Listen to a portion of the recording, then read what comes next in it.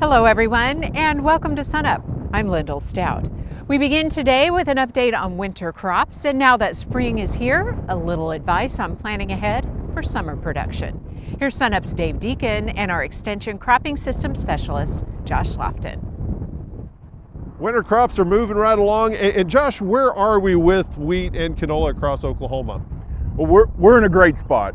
This has been almost a 180 where we were this time last year. We look fantastic. We do have, we're kind of getting out of those cold conditions. I know this weekend we're going to get into a little bit cooler, but we see that more of that warming trend. So we look to be coming out of the base of the winter. And the good thing is we got great soil moisture. The crop looks great. It's set up really well to finish out this year really strong. That's the winter crops. Summer crops are on the minds of many producers across the state. What are some of the options for those folks looking at putting in a summer crop? Well, I mean, we have pretty much all of our summer crops going to be accounted for probably in most parts of the state. You know, we're looking really strong. Currently we have corn going in, and then right on the doorstep we have some of our other summer crops like our sorghums and our soybeans. Cotton's a little farther away, but we do have a lot of those summer crops kind of sitting right there on that doorstep as soon as we get corn in. After corn, what else in a timeline? What would be some of the planting options after that? Well, that's all going to depend on our soil temperatures. Right. You know, that's going to really highly vary. Corn is usually our first one planted because it can take cooler soil temperatures, which is why we like to get it in a lot earlier.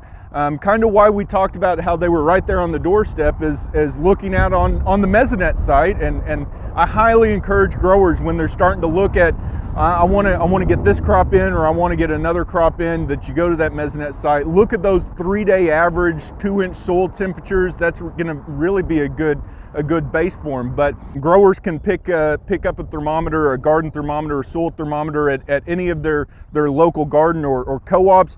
And basic things, what you want to do is just kind of go in where you're wanting to plant in very similar conditions. Once again, we're wanting to get around that 2-inch soil temperature and just kind of stick it in. Yeah. Let it kind of calibrate, let it get that temperature for a little bit, and then we can actually get the exact temperature of the conditions in the field that we're wanting to go in. And we see the difference. We just checked mesonet, and they were at 2-inch soil temperatures. Currently right now we're in between 53 and 55. This one before we started was around 58 to 60. So it does vary from mesonet.